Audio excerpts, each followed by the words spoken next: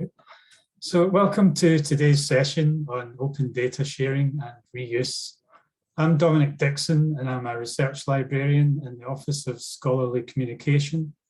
I'm co-chairing today's session with my colleague Sasha Jones, who is Research Data Manager in the Office of Scholarly Communication, or OSC for short. In this session, we're going to be exploring data sharing and reuse from a number of different perspectives, as presented by a panel of 4 Cambridge researchers from different fields. All four of our panelists have experience of sharing their data openly and having it subsequently reused by others, so it should be quite an interesting session. First up, we're going to have Professor John Suckling, who is Director of Postgraduate Education in the Department of Psychiatry and Chair of the University Ethics Committee. Following Professor Suckling, we're going to have Professor Rick Henson, who is Deputy Director of the MRC Cognition and Brain Sciences Unit, Professor of Cognitive Neuroscience at the Department of Psychiatry, and President of the British Neuroscience Association. Following Professor Henson, we have Dr. Mihai Fazekas, who is Assistant Professor at the Department of Public Policy at Central European University. He's also Scientific Director at the Government Transparency Institute. And finally, we'll be welcoming Professor Simon Deacon, who is Professor of Law in the Faculty of Law and Director of the Centre for Business Research. So the presentations are going to be followed by a Q&A session, which will be chaired by my colleague Sasha. If you have any questions throughout the talks, please put them in the chat, and then Sasha is going to put them to the speakers in the Q&A after the talks. So I'm going to hand over now to Professor Suckling, and we'll get started with the first talk. Just to say, Dominic, Rick's going to be going first. Oh, okay, sorry. That's okay. Over to Professor Henson. Thank you, Dominic. And can you see my screen okay? Yeah, perfect. Yeah, so I'm going to be talking about the sharing and reuse of data from human volunteers. And the first question is, why share data at all? I would go so far as to say that sharing of data is mandatory, at least in science. If we like to think that science is evidence-based, then when someone makes a claim in a publication, for example, I think you must share data so that someone else can independently verify your claim or evaluate the evidence for your claim. So I think we have to share data, but although this is an ideal, in practice, data sharing in many fields of science isn't as good as it could be. This is just one example of a meta-analysis or a meta-research study done where they asked all the authors of papers in one journal throughout a year for copies of the data. And as you can see in this pie chart, only about a quarter were able to provide the data on request. So although we think data sharing should be an essential feature of science, it doesn't always happen in practice. So I'm going to talk about sharing of human volunteer data, which is potentially sensitive and identifiable, such as brain scans, for example. And we ask our volunteers for consent to share their data with anyone who requests it. And consent is more likely to be given by volunteers if they know there are some constraints on the data reuse. And that's why we've adopted a managed access rather than a truly open access procedure using light touch web-based data usage agreements. We did look at Apollo, at least in 2016, it wasn't suitable for this kind of managed access. So we created our own repository here at the CBU in the clinical school. We require any paper published by anyone who's employed by the CBU must have the data in this repository available for others to request. And this was unpopular with some researchers, but we try to convince them it's good practice generally, and they'll be grateful when they organize their data like this for future work. So if you go to our website, you can, if you find a paper, you can also find a link to the data, at least from 2017 onwards. But we have to be careful. We do deal with personally identifiable data, which the clinical school defines as these examples here, including things like IP address. But even if you don't, the information you're sharing doesn't come under one of these examples, there are under GDPR, the things like a brain scan is potentially identifiable, since everyone has a unique brain pattern or fingerprint, if you like, of their brain. So in theory, if you had a scan already from the same person, you could identify them from a database and then retrieve other sensitive information about them, such as their IQ, for example. Or even if any one datum is not uniquely identifying, a combination of data of variables could be used to triangulate someone. So there may only be one 93-year-old left-handed woman in Cambridge with dyslexia, for example. So these are still personal data, even if they're not under the official PID definition of the clinical school. But important thing to remember is that it doesn't mean you can't share these data. You just need consent, and importantly, informed consent, that people know what their data could be used for. But if they give that consent, then you can share it. And so we, in our consent forms that participants sign, we make it clear that some personal data will always be kept secret, but research data may be kept longer and may be used by others. And the definition of personal data and research data is made clear in the information sheet, commonly called the PIS.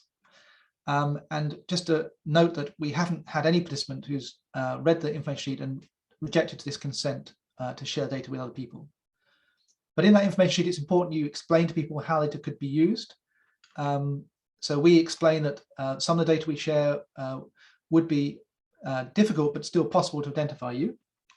And we make it clear that we don't share data openly, but if someone requests our data, the researcher requesting data has to agree not to try and identify an individual. So it's another level of protection that we offer. And so if volunteers read this, understand it, then they can give informed consent. So when someone requests the data for a particular paper, they do agree to this conditions on a web form. So it's very easy to request the data. It only takes a minute. You have to give your personal details, but also tick a box to agree to these conditions, the top two of which say that you will not try and identify the individuals who are providing the data.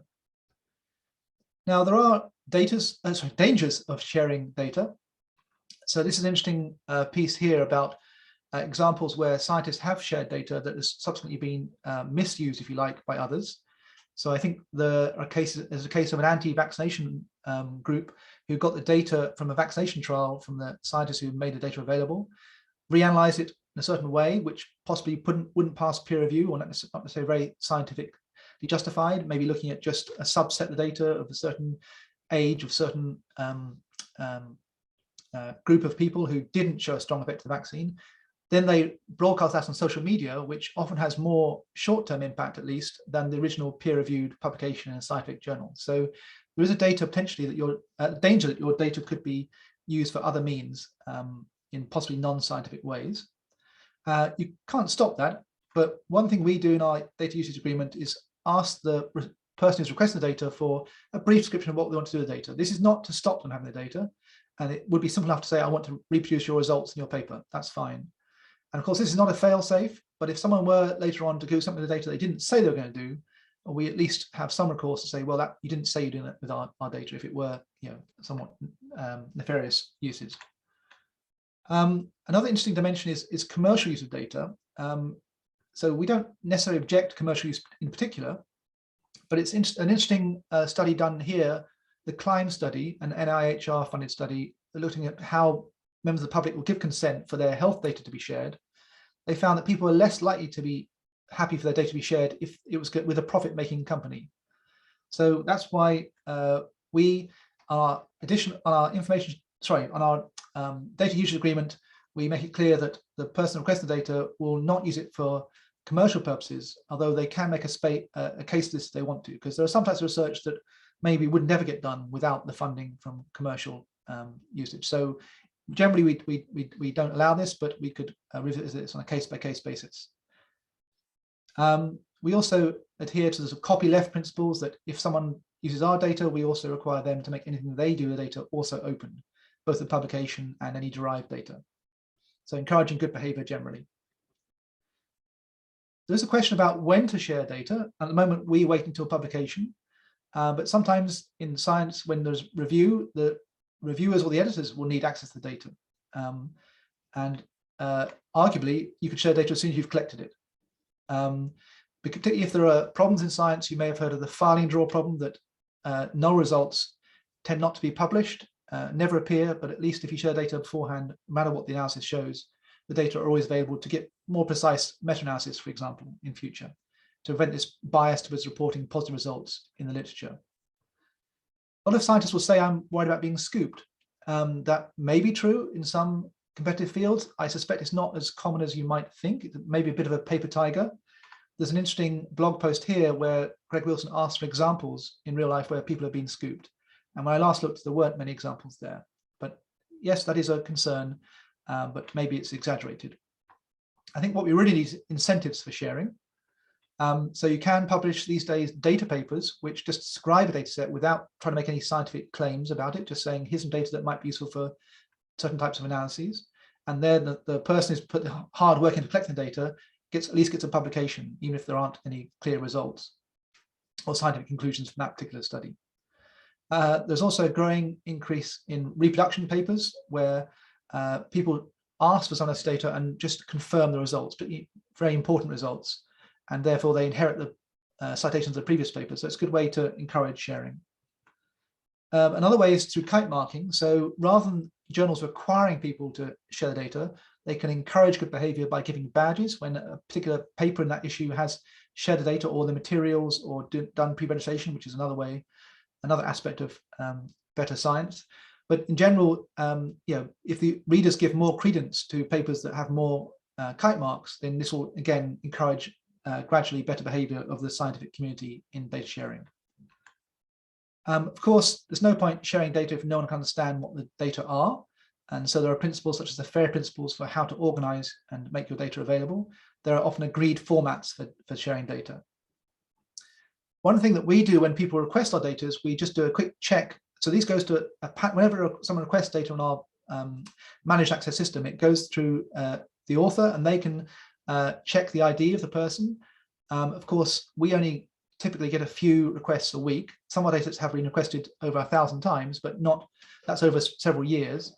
And it might become impractical to check the identity of the researcher if you are dealing with thousands of requests a week, particularly if you've got internet bots who are trawling and filling in forms automatically. And I haven't talked at all about sharing of commercially sensitive data when the data have been acquired with commercial funding, for example. And I don't have much experience with this, but that might be an interesting topic for discussion, how you share data that's commercially sensitive. So I'll finish up now. I won't go through these in detail, but these are the questions that the organizers asked us to address. What are the impacts? I think it's actually mandatory for science, as I said. There's always a fear that your errors will be found in your work, but I think we just need to get over our egos and accept that everyone makes errors. And there's a small risk of potential misuse that you should be aware of. Does a researcher benefit? Well, actually, I think the more important question is not the researcher, but science as a whole benefits from having more reproducible work. Yes, the individual also can benefit from citations of data and have general reputation for transparency. What are the essential properties of reusable set? Well, easy, quick access. I think this is why we like this light touch, web-based data use agreement that can be filled out in less than a minute. You don't get the data straight away, but we try to respond as quick as we can. And of course, the data must be well organized. So I'll stop there and thank you for your attention. Thanks very much, Rick. We want to allow as much time for the Q&A as possible, so I'm going to go straight over to Professor John Suckling for the next talk.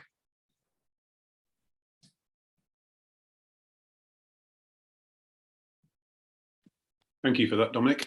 Hopefully I shall now get my slides together. Right, hopefully you can see all that. Okay, well, thank you very much for the invitation to come along and speak today. I'm going to talk a little bit about the import and export of data sets, which is, of course, something that many of us do, very, very common activity across the university. The university has procedures, primarily the data transfer agreement, but others, as Rick has outlined, for ensuring that the legalities and the niceties of the data transfer are upheld, as well as making sure that any intellectual property is appropriately apportioned. But I'm going to look today from a different perspective, from an ethical perspective. And I'm going to really focus on two examples which do demonstrate how differing views of the same issue can lead to difficulties when it comes to both primary and secondary use of data sets. So this is an example, if you like, of ethical relativism, at least in practice, if not in principle. So just to get us started, Rick's already mentioned GDPR. I'll mention it again. It is, of course, the framework that we use here in the UK to look after our data. It tells us about personal data, so data that can identify individuals. It tells us what data we can acquire, how we should go about looking after that data, and what we can use it for.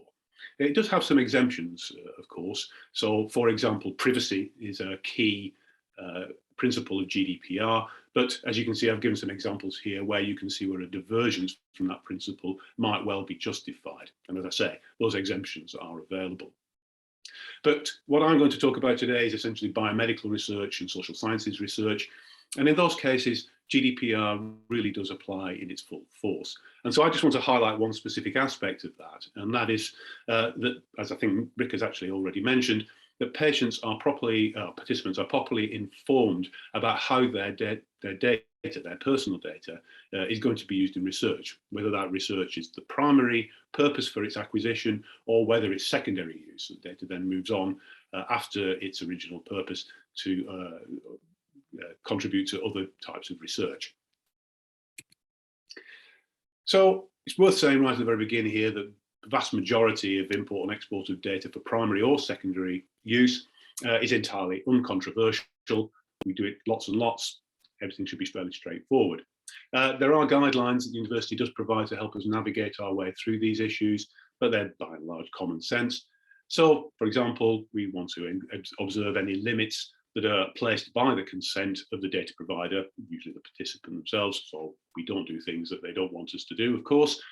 But we also do obtain consent, and I think, again, Rick did mention this, so I want to emphasise it because it is important.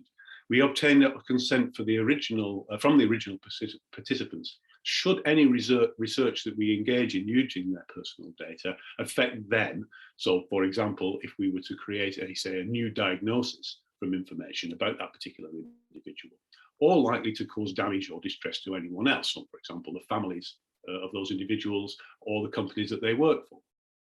Now, even if the data has been anonymized, so it's no longer personal data, we still need to have a degree of caution when it comes to reusing it, especially when it may affect identifiable communities, groups, or categories of people. And this really is the key to my presentation today. And this, if there's anything that people take away, it's this piece of advice, because this is sometimes where people become a little bit unstuck. And so please do give due consideration to how your data might well be used. Now, there is a slight complexity should data be acquired or collected overseas and then imported into the university. And in those cases, generally speaking, we expect that there has been some sort of ethical oversight and review of the study in the country local to where the data were acquired, given that they should know best all the local customs and legalities about that.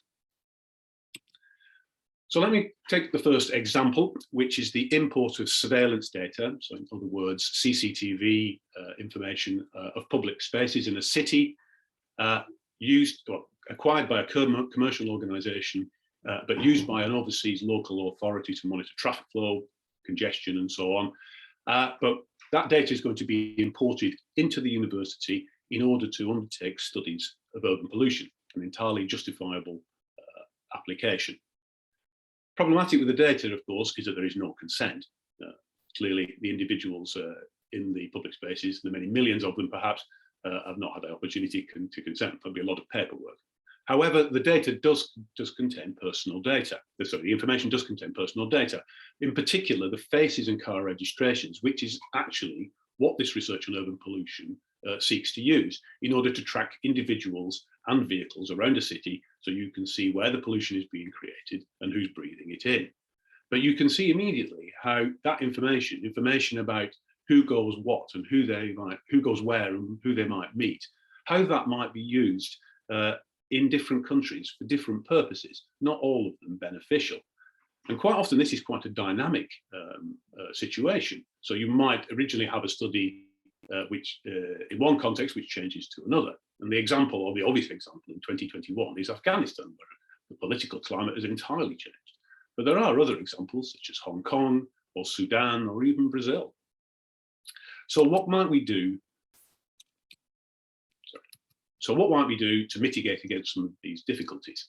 Well, as we've already seen, we should be asking for local ethical review, but in this particular case, that's not going to be possible because it's come from a commercial organization. It's sort of everyday data, if you like.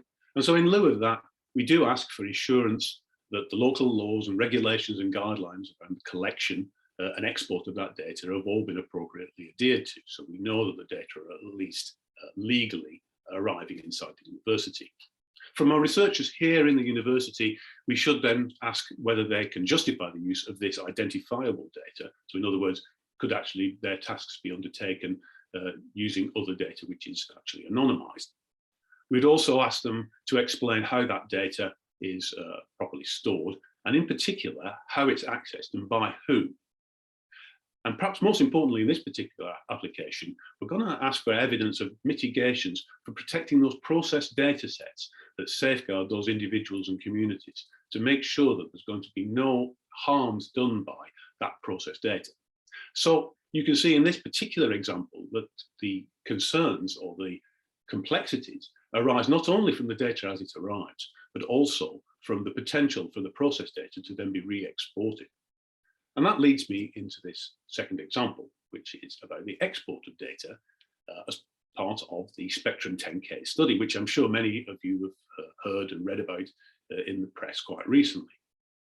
So the Spectrum 10K study has as its overall objective the investigation of the genetic and environmental factors that contribute to autism and other related health disorders. And they want to do that by collecting DNA from 10,000 people with autism, along with their families. That's the 10K bit. And they're going to collect that DNA along with survey data, as well as asking for consent to access their medical records. And explicit within the consent of the study is that that data is going to be shared with the academic community and all commercial partners. Now, of course, many people will recognize this kind of study design, entirely uncontroversial, in fact, very much welcomed by society at large in order to address some of our key medical issues. However, in this particular case, there has been some significant concern back from the so-called autism community. And I do use that phrase advisedly because, of course, some voices are louder than others. But as a response to that concern, this study is currently paused while a consultation takes place. So what are the issues that have been raised? Well, they surround essentially the secondary use of data and the fact that in the consent form, it is unspecified. So in other words, people are giving their consent to have their data used in ways which they will not know about. And indeed, some of the participants are children, and it's very difficult to explain to those and get assent from those individuals, from those children, about how their data might be used in 10 or 20 years' time. And the reasons for why this specification or lack of specification is causing concerns is because in that space, in that absence of any kind of firm framework, people can arrive at their own conclusions. And the first of which is the future use of this DNA for prenatal testing for autism, which in turn, people suggest, could be used for a eugenics program. Now, eugenics isn't some sort of historical horror that we've all kind of left behind. In fact, we use prenatal testing right across the developed world for Down syndrome, which I'm sure most people, or if everybody who's had a family will be familiar with. And that this testing, even though it is voluntary, of course, has led to a reduction of around about 50% of the people with Down syndrome that we would expect if there hadn't been prenatal testing available. So these are real fears. Even though we might say the technology is difficult to develop, who knows what might happen in the future? At least that's the way the argument goes. Now, that's of course a huge issue and worthy of an entire session and debate on its own. But there is an even bigger issue, which is actually affects the researchers themselves, and that's around what autism is and what is it, and what research on autism should be for.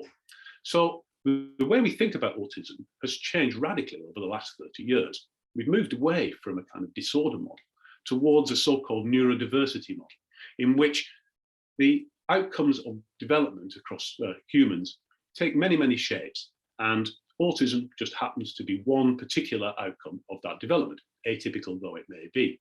And indeed, people with autism do have difficulties in society, but generally speaking, those difficulties arise from the way that people without autism, the vast majority of us, have arranged that society and organized it.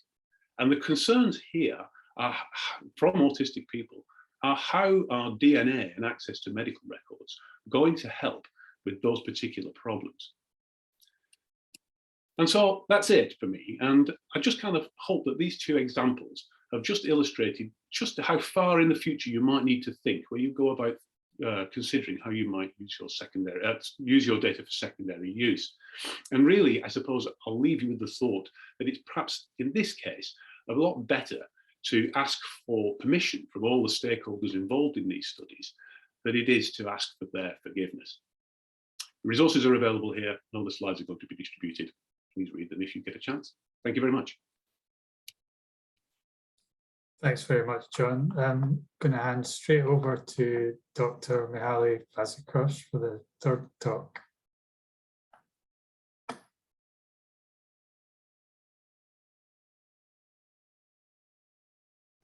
Great, thanks a lot. I'm super excited to be back at Cambridge. As you have noticed, I did my PhD at Cambridge. I was a postdoc at Cambridge, and now I'm at the Central European University in Vienna. So thanks a lot for having me over, and thanks a lot for coming to this talk. So I will talk about largely a project which was run out of Cambridge, the Department of Sociology. That's the project called Digivis that was funded by the European Union's Horizon 2020. But also some follow-up work has been funded by the UK government, the department which is now called FCDO. So a lot of things happening and a lot of different funding streams coming together in the last 7 or 8 years. So my example will be very different. You know, you heard very personal data getting down to the individual person's DNA. What I'm doing here is public data. Yeah, so basically getting public data, republishing it in a way that it is easier to use for research and other purposes. And I will say a few things about what the particular challenges and advantages that brings about. So I'm going to talk about collecting, structuring, cleaning, processing, and then republishing government contracting data. And I just pulled up a random page from the UK's government, so central government's website. And this is a sort of announcement that the government announces XYZ company winning a contract. In this case, it's a PPE, personal protecting equipment contract. And then, you know, there's a lot of information. As you can see, this sort of information is all nice and neat, but it's in an HTML page. So if I wanted to see across, you know, the 100,000 or 400,000 contracts awarded in the last few years in the UK, I would have troubles because obviously clicking through these pages is impossible. So what we do and what we have been doing is to write little scraping algorithms, which then grab this official government data, and then we parse it in a standardized structure, pass it through a set of cleaning procedures, so we establish basic quality standards.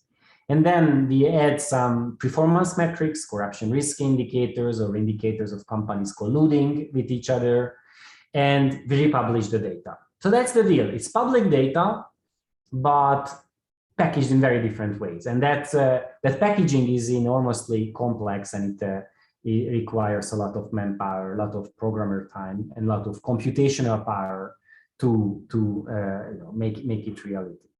So as I said, it originally started, actually my PhD was on Czech Republic, Slovakia, and Hungary, just 3 countries. And it took me like 2 years.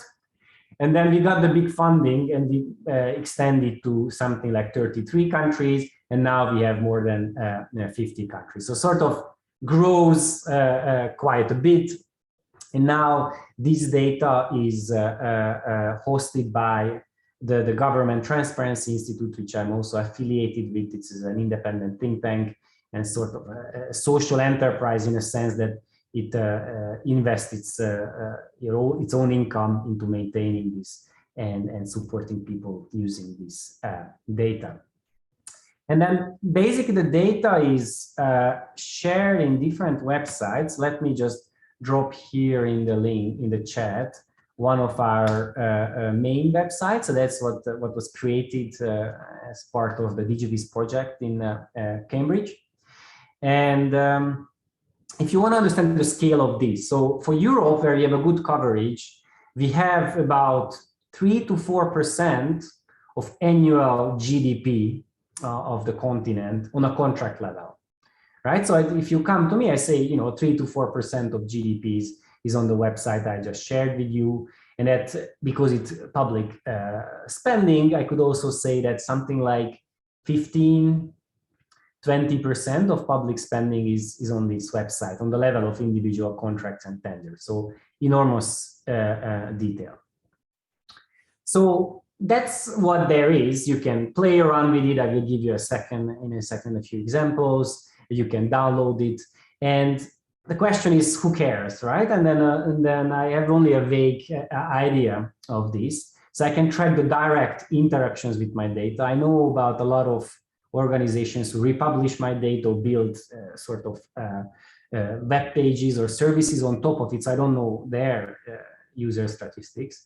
But on the European data, that's the opentender.eu website, we have had 77,000 users, so unique visitors to the website in the last 12 months, who made over 5,000 downloads of the data. So that's already two ways of interacting with it, right? You might just process it on the website, analyze it. It's an online dashboard, or you might want to download the data yourself for further analysis. So that does require very different skills. Most people actually just want to understand a few things and look around, and few people can actually work with large and complex data sets. And then there is a second website, which is very new, only a few months old. Let me drop that link as well here. And this is a website which is now global in scope. And that website allows for looking at corruption and integrity indicators all across the world, pretty much covering every country, save North Korea and then some other countries where we couldn't get any data.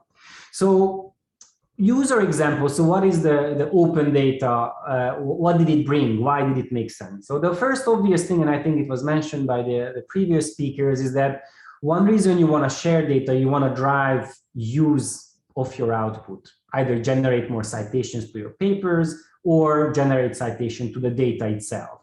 So in our case, the scale is very different. So citations only to the data in the last 3 years is just bit less than 150. Citations to papers we know which use the data is an order of magnitude larger, so easily over 1,000 citations. Now, of course, depends on which field you are. Citation counts are very misleading. In physics, probably this would be ridiculously little, but in political science, public policy, these are substantial citations in just a matter of 3 years. But because the data is so widely applicable, it really covers a large part of public spending. There's a lot of other use cases. There's a lot of policy interest in this kind of data. It has featured at the G7's anti-corruption package this year. So it's part of the good practice recommended by, among others, the UK government, the procurement integrity portal, the link I posted in the chat, that's hosted by the World Bank, jointly developed with the World Bank. So that's another policy application. Then civil society draws on this sort of data a lot. This is a recent Transparency International study which looks at corruption risks in COVID-19 procurement. I'm sure you have seen quite a bit of media coverage of various scandals that's partially been uncovered and driven by the data which we publish, the data which allows for tracking risks, corruption risk in particular on spending public funds. And then there's a lot of media out there. It's a recent example from the Wall Street Journal, which chased down Chinese companies in our data and looked at where they win contracts in various parts of the continent. And basically, what I want to importantly underline in these two examples is that sharing data is a crucial precondition, but none of these impacts arise just by sitting there and waiting. The amount of questions I get from people trying to use my data is insane, almost one question per week.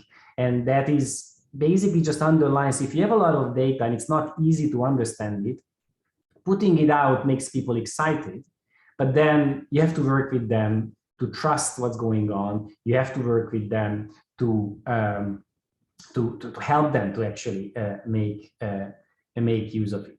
And then the last example, because this is real data, like people, companies who are receiving substantial amounts of public funds, then investigators also use this kind of data. And one example I'm particularly happy about is the European Investment Bank, which is the biggest multilateral bank in the world, which uses our data and corruption risk indicators for identifying the entities each year for audits. And these audits are very, very detailed. So they really go to the roads and then drill in the foundation, check how much concrete there is, So that's a big thing. And targeting that is absolutely crucial for them. And that's partially based on the risk scores we can deliver them based on the data we share, based on the codes we share.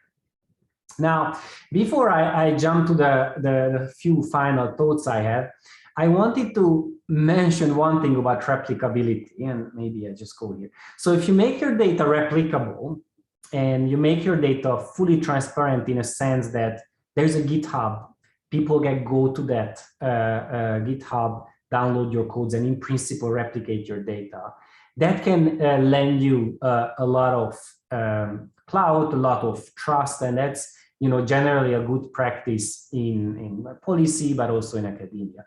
Now, there is one thing which is a problem in our case, that it's only theoretical replicability. And I know that for a fact, because we have over 190,000 rows of code organized in more than 1,000 workers, what Java programmers call workers, each of which do a distinct thing, like goes to the exchange rate website, downloads it, transfers our Hungarian forints, Czech crowns into euros, right? That would be one worker. And we have more than 1,000 of this. So we have had an independent researcher auditing the replicability of our data and spending several days on it. And he concluded that, yes, it's replicable, but probably it would take 3 months for 2 full-time programmers to actually do everything from scratch. So it's replicable, but it's very hard to replicate. And I know people who did take pieces and use that, but I don't know anyone who actually did everything from the beginning until the end. So replicability is an important thing, but the actual de facto replicability really decreases with complexity. And I know in some other domains, it even becomes more challenging. Anyways, that's just a fun fact, I think. So why publish your data and codes? In our case, the funder required us, the European Commission and UK government wanted it, so there was no question. But also we like the idea because it is a way to drive impact, especially outside of academia, drive impact of your work. And also I found it, ethically compelling to publish my data, because I already have way more data and then I could analyze, even if I only did that, right? So why not share with other people and grow the community, if you like. I mentioned credibility, and then I also had a practical problem of every time I put out bits and pieces of my data and code, it was not clear. I just kept on receiving the same question over and over again. So actually it's your own best interest to document your work fully, because then it is a lot more efficient for you, and only just the advanced and hard to answer questions come to. Of course, there are challenges, and my biggest challenge is I have no idea what people do with my data, and I have no resources to track it. And I know there are bots sometimes scraping my websites. Okay, why? No idea. There are odd patterns in the user statistics sometimes. So that's a challenge. It's a sort of leap of faith. And it ties into the license. When if you share your data, if you think carefully about what license you want to do, you can do non-commercial license, which is most of our data is on non-commercial basis. I'm very happy to support academia, very happy to support media, investigative journalists, NGOs. But do we want profit-making companies just to take all of it and make big money of it? Maybe not. That's a choice, but it's something you really have to think through when you share your data. And then let's not underestimate the challenges of properly sharing data, like documenting your data and your codes in a way that is understandable for others. That's super hard and also forces you to think through every one of your assumptions. So I think it's a good practice for yourself, but also it's a lot of work. And then just the final point, which we don't like talking about this as researchers, but I'm sure if I say this, many of you feel that it's familiar. Replicating yourself is challenging sometimes. I had troubles with, how did I get to that output table? So documenting your own work, making it fully replicable is absolutely crucial because it makes sure that your data, your own research is of best quality. So forcing full transparency on yourself actually is a good mental practice to assure your own quality. Okay, I overran, I'm very sorry, but hopefully it was interesting. Thank you, Mihai, and I'll hand straight over to Professor Deacon for the next talk.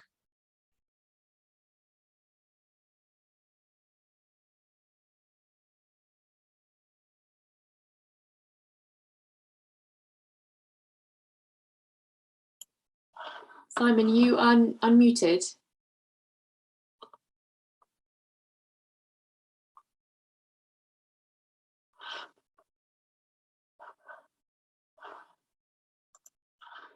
Okay, sorry about that. So the CBR Leximetric data sets are the result of research that's been going on for quite a long time here at Cambridge. And what we're basically doing is creating data sets which track over time changes in areas of law which relate to corporate governance, labor law, company law, and insolvency law. And we do it by so-called Leximetric coding method, quantitative analysis of legal systems, data coding using content analysis of legal texts, and you build up a picture over time of what's happening in these areas of law in a number of countries. And this is of interest to lawyers and social scientists who want to understand the impact on labor markets or financial markets of changes in regulations governing employment and also finance. So we use, well, I call them protocols, but they're basically conceptual algorithms for translating text into code. This isn't machine learning. We were doing this before natural language processing and machine learning really developed to where they are now. And we're interested in machine learning, but this is more hand coding. So we develop these coding protocols, and then we produce data like this, and then we publish explanations like this. So that there's a series of codings using indicators for over 100 countries for one of our data sets on labor rights. And there's an explanation for each coding, and the source book which contains the explanations is very extensive and is online along with the Excel spreadsheet that looks a bit like this. So it's been deposited in the Apollo repository now for some time, since 2016. The research questions we want to look into are whether labor laws harm workers or help workers. The World Bank changes its mind on this, and sometimes it says labor laws are good for the economy and sometimes not so good. So that's an empirical question on which until recently there wasn't a lot of really precise evidence. And we have time series evidence, which other sources like the World Bank itself didn't really have. And there were lots of doubts about the World Bank's Doing Business report, which, as you may know, if you've studied this field, led to its recent discontinuation. Now, our own data are constructed somewhat differently from the World Bank. Our method is different. I can explain more if anybody has any questions about that later. But basically, we're able to visualize legal change over time in a way which I think is revealing. And that's why the data set has been so much downloaded. So we didn't expect it to be quite as often downloaded as it has been, but it's interesting that it's having a high rate of downloads from Apollo. That's very encouraging. And also the data set is increasingly being cited by social scientists, economists, political scientists, and lawyers also working in this field. We're getting a lot of use of it. And some people prefer to use our data to the OECD or World Bank data, probably because we're more transparent in the way we collated it. And also the source book is more extensive. So people can see what we did.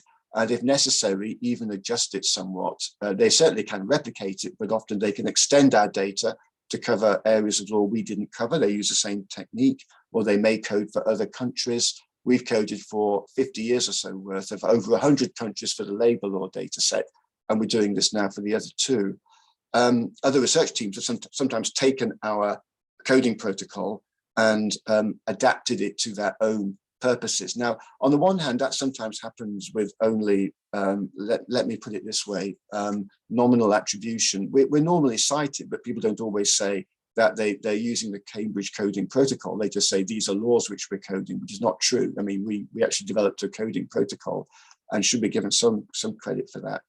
But on the whole, I would say that the benefits of open access vastly outweigh the costs. You know, we got many more citations. We had to make the data set, as Mihaly says, normally it's a condition of a social science grant that you make the data set publicly available, maybe the same for science grants as well. You have to make the data available at the end of an ESRC project. But putting it into Apollo, I think with a proper license, CC BY license and proper protection was definitely helpful, and also meant that people could easily access it and use it. And of course, our colleagues in open access and the Office of Scholarly Communication can track the uses of it for us. That's tremendously helpful. So I would say that for us as researchers, the benefits massively outweighed any costs. I don't think we've been convincingly scooped. And most people know that we did develop these algorithms, even if other researchers have used them. That's fine. You know, I think that helps the field develop and grow.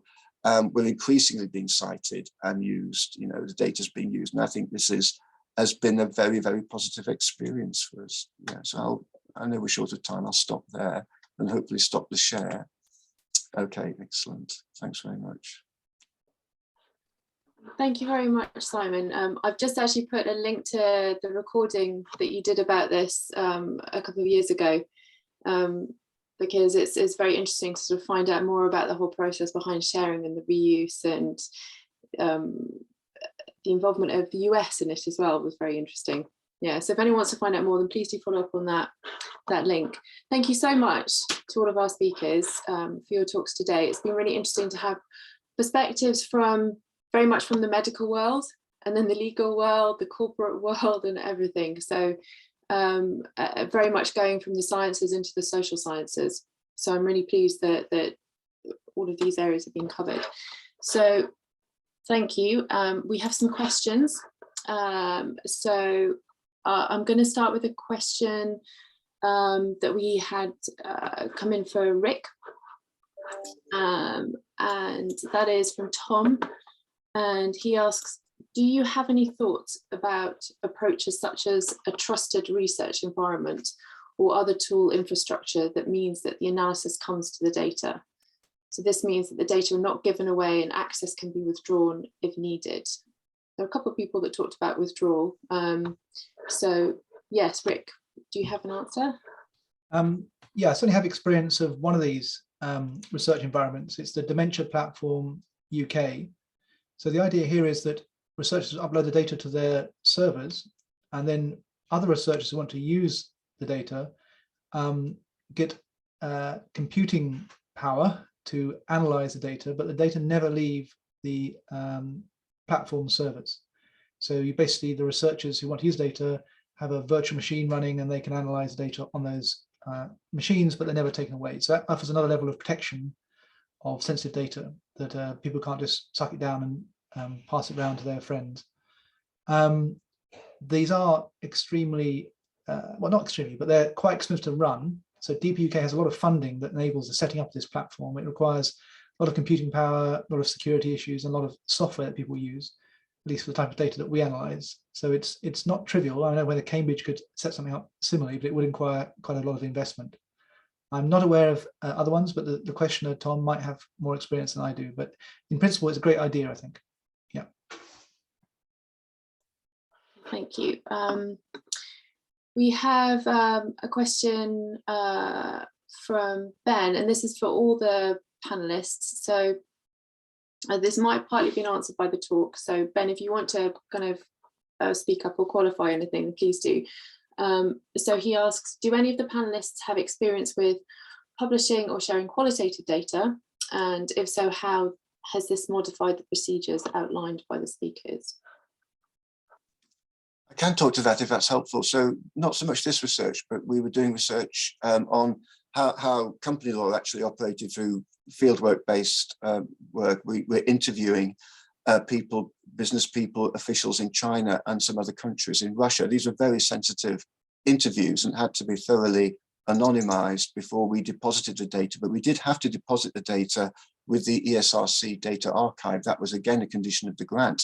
They require qualitative data to be deposited, not just quantitative data. There were no GDPR issues or ethical issues in connection with our data sets, the ones I was talking about, because there's no personal data in these legal texts at all. But for interviews of that degree of sensitivity, that we had to go to a lot of trouble, put in a lot of work to anonymize them, and then had to negotiate with the data archive about exactly in what form they would be lodged. We can deny access to them if we need to. So somebody has to request them, and we have to be sure it's a bona fide academic request. And they are in a form where nobody could possibly be identified. So all traces of the original interviewees and who they are have been erased. And this is really important because some of them did relate to issues of corruption, which are very sensitive. The data set is being used by the researchers. I know this, so people write to me and say, can I access your data set? I am satisfied that we took all due precautions to make sure that it was safe for the data sets to be published. But probably had it not been a condition of the grant, we wouldn't have published them. You know, I think it's unusual even now to see qualitative data archived, but it is a condition of some grants. Yeah. Thank you. Does anyone else on the panel have anything to add to that?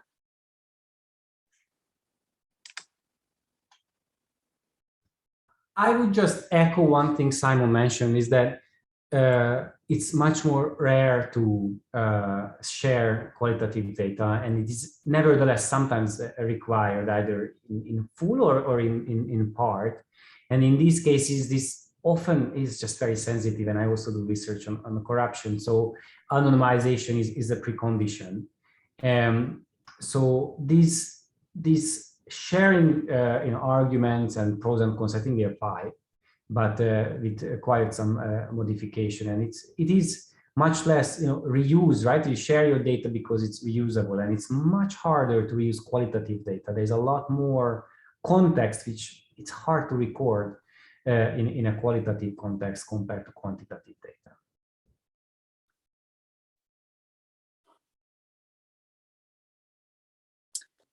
Okay, so actually we had a question come in for you, Mihai. It's from James Brimacombe. It's a good question. So he asks, how do you decide which parts of your data should be under commercial or non-commercial license when you're unsure what use people will put it to? And I think perhaps, Simon might also be able to answer that question too. I might have something to say. Yeah, I would love to hear what Simon thinks, because I'm troubled by this. It's a very hard one. Frankly, our initial decision to license under non-commercial Creative Commons license was advised by the funder, the European Commission. Said, look, we want this project not to end, but to continue. So why don't you license it under non-commercial terms, and whichever commercial income you get, you can use for sustaining the data. And this is exactly what we do.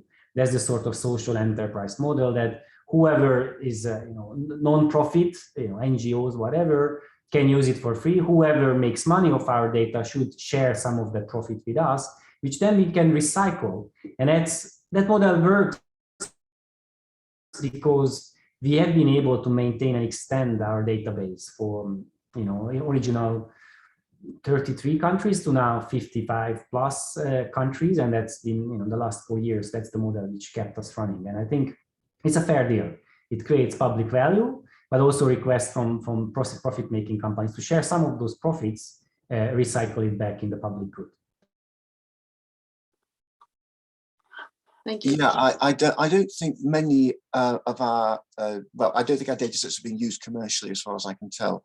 I think the main use of them at the moment is by public bodies like agencies of the UN and some national governments. And generally, if they want to use them, they'll come straight to us.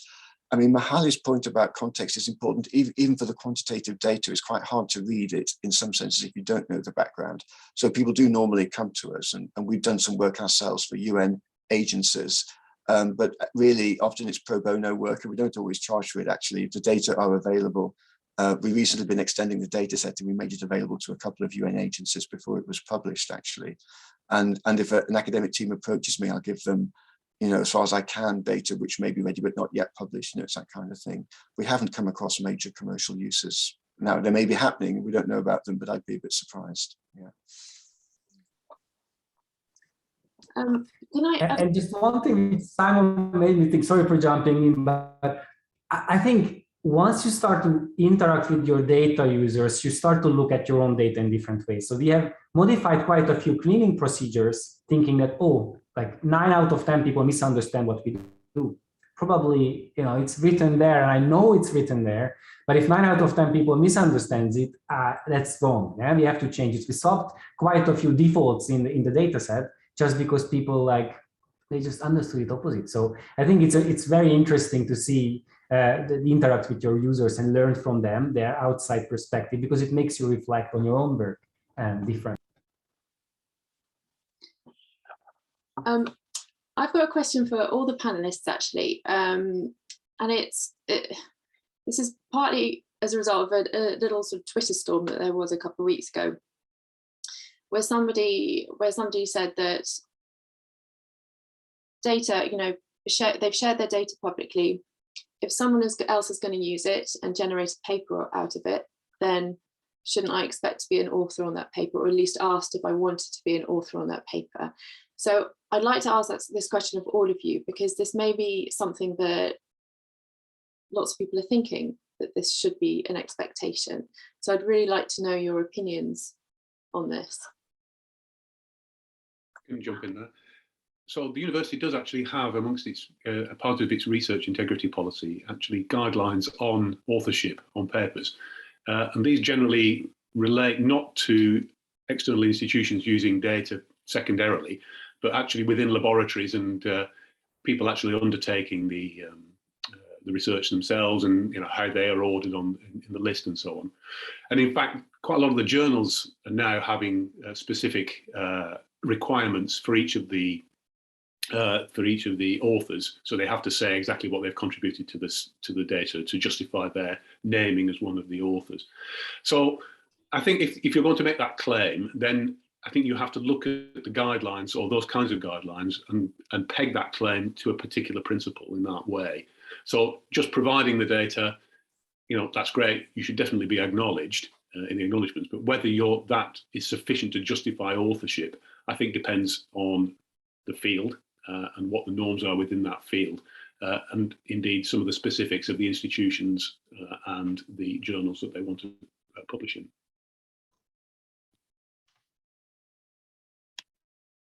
If I just have one last sentence on this, I think the tricky thing is that what is your added value if you get on board on a paper? And you know, simply just providing the link to the data set, that's not added value. I think that's clear cut. But there's still a gray area, right? Because you are the one who understands the data set the most. So if you come on board a paper and you actually have added value by cutting days or weeks of work to people who wouldn't understand your data, and you can just, you know, point them at the relevant parts, or relevant problems or questions, I think that starts to become substantial contribution, right? Where your data knowledge could warrant your contribution, substantive contribution to paper, hence your authorship. So I think this is the sort of thing, how much knowledge you still have. And of course, if it's perfectly well documented and it's simple data set, then the answer is simple. But if it's a complicated data set and you have a lot of tacit knowledge, you are indispensable, actually. And publishing your data amplifies your demand for your knowledge as opposed to